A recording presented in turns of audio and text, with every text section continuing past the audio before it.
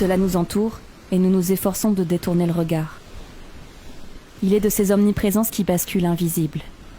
Un monde dans le monde s'articule sous nos yeux, d'une immensité telle qu'il nous est encore impossible d'en dessiner les contours. Des contours qui s'amenuisent, conséquence d'une destruction acharnée, d'offensives ravageuses, implacables et massives. Prendre conscience de ce qu'est ce monde et des entités qui le composent, c'est faire face à ce que nous leur imposons sans la moindre raison valable. Au fur et à mesure que les désaccords internes s'additionnent, il devient plus simple et confortable de fermer les yeux. Si nous sommes incapables de nous représenter de tels chiffres, Ils nous donnent pour autant le vertige.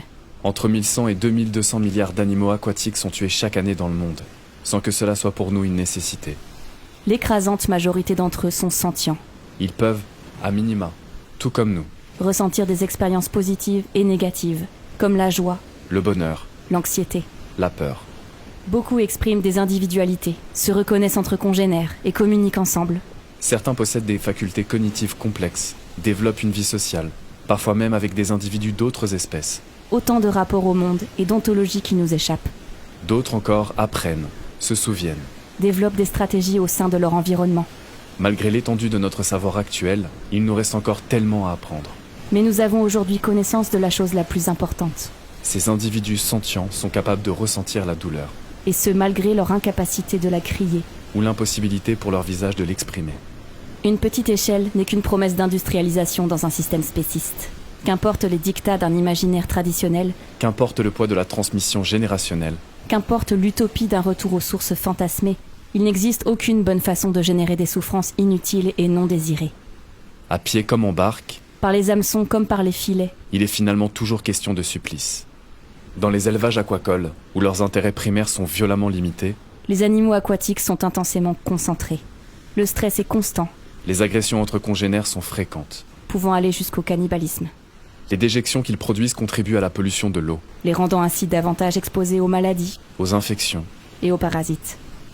Beaucoup meurent durant l'élevage, L'existence y est atroce, insupportable. la fuite impossible. Et puis les chalutiers. Authentiques vaisseaux de guerre surchargés de technologies de pointe, Ils balafrent les habitats marins et arrachent à leur milieu d'innombrables individus à chaque entreprise.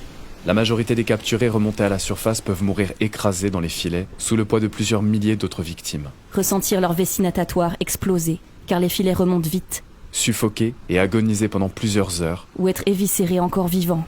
encore conscients. Et les filets ne font aucun tri.